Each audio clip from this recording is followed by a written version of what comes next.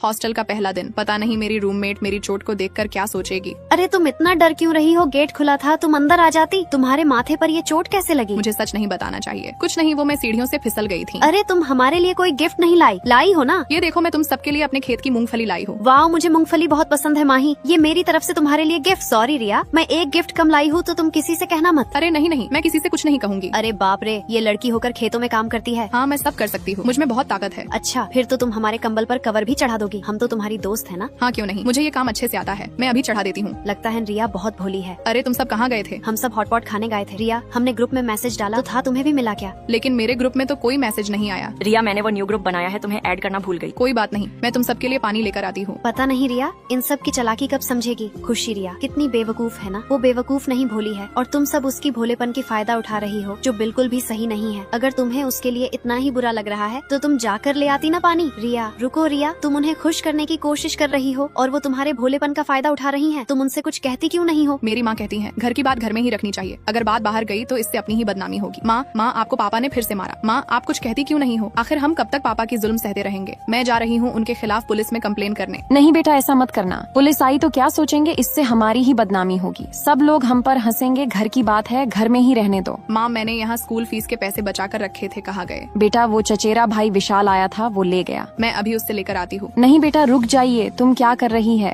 तुम उससे पैसे लेकर आएगी तो रिश्तेदारों में हमारी क्या इज्जत रह जाएगी? कोई हमसे रिश्ता नहीं रखेगा। रिया, तुम्हारी माँ गलत कहती हैं। गलत बात का जवाब देना चाहिए, क्योंकि जितना जुल्म करना गलत है उतना ही जुल्म सहना भी गलत है। मैं क्लास में होती तभी ग्रुप में मेरे खिलाफ एक मैसेज आता है, जिसमें लिखा था कि मैंने किसी से उधार पैसे लिए हैं और मैं उसके पैसे लौटा नहीं रही। मैसेज पढ़कर सभी स्टूडेंट मुझे देखकर बातें बनाते। रिया, ग्रुप में मैसेज आया है, तुमने उधार पैसे लिए हैं और लौटा नहीं रही। रिया, ये किसी की साजिश है फंसाने के लिए। तुम्हें इसके लिए आवाज उठानी होगी, वरना तुम्हें ही लोग गलत समझेंगे। ये सब झूठ है, मैंने किसी से कोई पैसे नहीं ली। ये किसी की साजिश है फंसाने के लिए। मैं चाहती हूँ आप सच का पता लगाए। टीना, इस भीगी बिल्ली में इतना हिम्मत कहाँ से आई? सभी स्टूडेंट मुझे अपना फोन चेक कराए। खुशी, तो तुमने ये झूठा मैसेज किया था। सॉरी मैम, मैंने तो सिर्फ मजाक किया था। सॉरी रिया, मुझसे गलती हो गई, मुझे माफ कर दो। अरे ये खुशी कितनी झूठी है ना। देखा रिया, अपने हक के लिए लड़ने से इज्जत कम नहीं होती, बल्कि अपनी सेल्फ रिस्पेक्ट बढ़ती है। फिर मैं अपने माँ को मैसेज करती, माँ अपने हक के लिए लड़ना जरूरी है, क्योंकि जो खुद के लिए आवाज नहीं उठाते तो ये दुनिया उनकी खामोशी को उनकी कमजोरी समझ लेती है। मैंने सही कहा तो लाइक सब्सक्राइब करके कमेंट में जरूर बताना।